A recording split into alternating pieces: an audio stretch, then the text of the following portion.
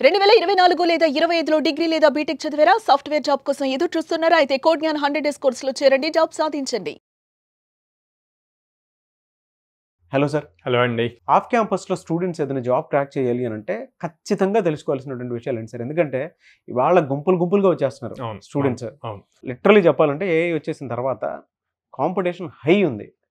అది పిల్లలకు గానీ, పేరెంట్స్‌కి గానీ అర్థం కావట్లేదు గానీ, ఇవాళ దాని డిమాండ్ ఆ విధంగా ఉండటం వల్ల కనీసం ఒక 100 రోజుల మంది కాదనుకుని కోడ్ జ్ఞాన్ లాంటి ఇన్‌స్టిట్యూట్‌కి గాని సంప్రదిస్తే ఖచ్చితంగా సక్సెస్ అవుతాం అనుకునేటువంటి వాళ్ళే, అంటే చూసిన తర్వాత రియలైజ్ అయినటువంటి పేరెంట్స్ ఉన్నారు. కొంతమంది జాయిన్ అయ్యారు కానీ ఇంకా తెలియాల్సినటువంటి అవసరం అయితే ఉంది. సో ఆఫ్ క్యాంపస్‌లో ఒక స్టూడెంట్ సక్సెస్ అవ్వాలంటే స్ట్రాటజీ ఎలా ఉండాలి?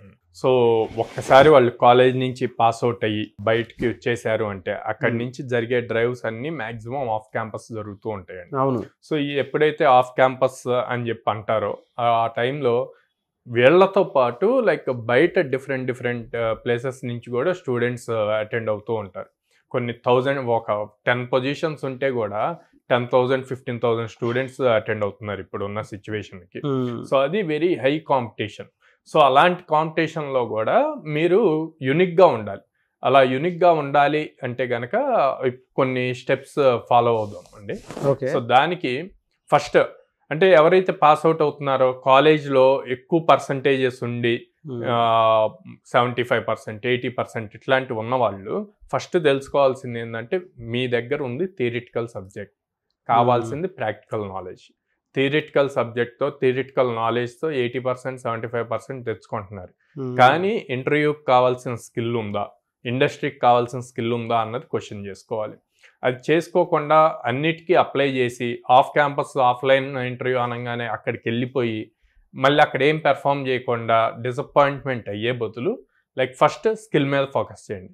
ఎనీ ఒక ప్రోగ్రామింగ్ లాంగ్వేజ్, జావా అవనండి, పైథాన్ అవనండి, జావా స్క్రిప్ట్ అవనండి, వాట్ ఎవర్ యూ ఫీల్, ఏది కంఫర్ట్గా మీకు ఉంటుందో ఆ లాంగ్వేజ్ని ప్రాపర్గా ఇన్డెప్త్ విత్ బేసిక్స్ స్ట్రాంగ్గా నేర్చుకోండి.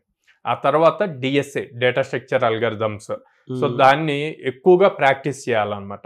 సో ఇలా ప్రాక్టీస్ చేయడానికి మన దగ్గర చాలా ప్లాట్ఫామ్స్ ఉన్నాయి. లీడ్ కోడ్ అని ఉంది, గీక్ ఫర్ గీక్స్ ఉంది, హ్యాకర్ ర్యాంక్ ఉంది, హ్యాకర్ ఎత్ ఉంది, కోడ్ చెఫ్ ఉంది. సో ఈ ప్లాట్ఫామ్స్లో ఎక్కువగా ప్రాక్టీస్ చేస్తే కనుక అల్గరిథమ్స్ ఈజీగా గుర్తుంటాయి, ఎలా వర్క్ అవుతుంది ఏంటి అన్నది. Next communication skills.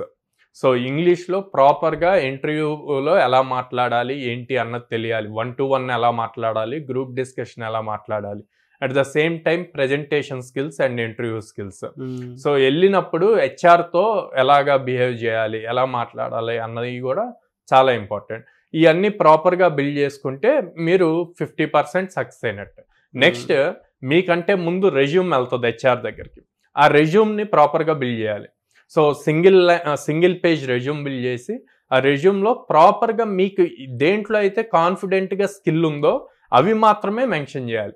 అట్లా కాకుండా నేను బీటెక్లో 64 సబ్జెక్ట్స్ చదివానని చెప్పి 64 సబ్జెక్ట్స్ మెన్షన్ చేశారు అంటే మీ చేతులారా మీరే మిస్ చేసుకున్నట్టు ఇంటర్వ్యూ. ఏ అయితే వచ్చో కాన్ఫిడెంట్గా వచ్చో వాటిని మాత్రమే స్కిల్స్గా మెన్షన్ చేయండి. అట్ ద సేమ్ టైం చాలా మంది చేసే మిస్టేక్ ఏంటంటే అండి, రెజ్యూమ్ని డాక్యుమెంట్ ఫార్మెట్లో పంపిస్తారు. రెజ్యూమ్ ఎప్పుడు కూడా PDF ఫార్మెట్లో వెళ్ళాలి. ఓకే, అప్లై చేసేటప్పుడు. సో రెజ్యూమ్ని ఎప్పుడు సేవ్ చేసేటప్పుడు PDF ఫార్మెట్లో సేవ్ చేసి PDF ఫార్మెట్లోనే సెండ్ చేయాలన్నమాట. So at the same time మీరు ప్రాజెక్ట్స్ బిల్డ్ చేయాలి. ఉన్న నాలెడ్జ్తో ప్రాజెక్ట్స్ బిల్డ్ చేయాలి. ఆ projects minimum 2 major projects build చేయాలండి.